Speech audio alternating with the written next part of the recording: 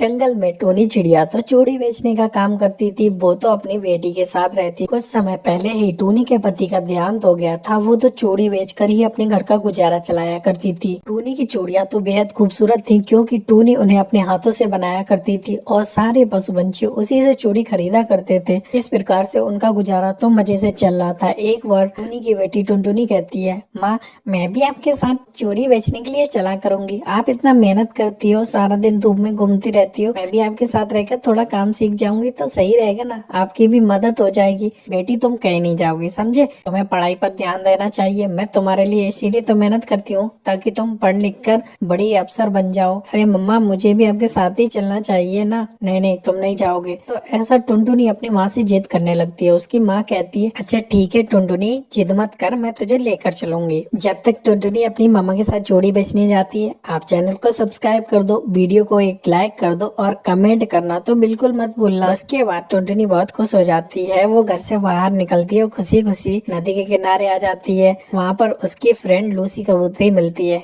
अरे वाह टुनटुनी, आज तो तुम बहुत ज्यादा खुश हो, क्या बात है?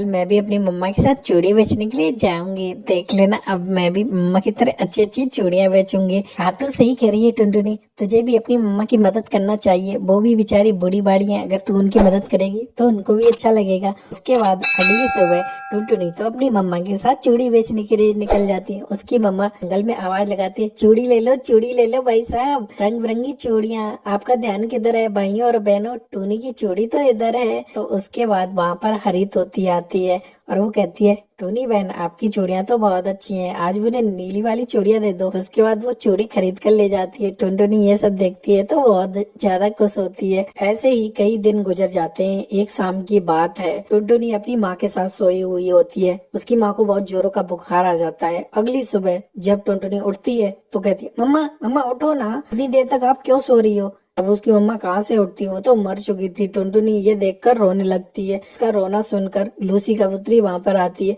क्या हुआ टुनटुनी, तुम रो क्यों रही हो? देखो ना मेरी मम्मा उठ नहीं रही है, पता नहीं उनको क्या हो गया है। तुम्हारी मम्मा कभी नहीं उठेंगी, तो मर चुकी है। जब वो ऐसी बातें सुनती है तो टुनटुनी का रोना बंद नहीं होता है। वो तो कई दिन ऐसे ही रोते हुए गुजार देती है। एक दिन वो पेड़ के बैठी होती है, तभी उसी पेड़ पर लूसी कबूतरी आती है और वो कहती है, टुनटुनी बहन आप ऐसे रोते रहोगे तो आप कैसे जिंदगी में आगे बढ़ पाओगे? मैं मानती हूँ आपकी मम्मा गुजर गई है, लेकिन अब आपको अपनी आगे की जिंदगी के बारे में सोचना चाहिए। ऐसे घर पे बैठे रहोगे तो कैसे काम चलेगा? आप अपनी मम्मा वाला चूड़ी बेचने वाला काम करने लगो, वो काम बहुत अच्छा है। टुनटुनी को लूसी की बात अच्छी लगती है और वो अगले दिन से ही चूड़ियां इकट्ठा करती है और उन चूड़ियों को ले जाकर जंगल में बेचने जाने लगती है। उसकी चूड़ियां तो अब उसकी माँ की तरह ही अच्छी थी। वो कहती है, चूड़ी ले लो चूड़ी ले लो।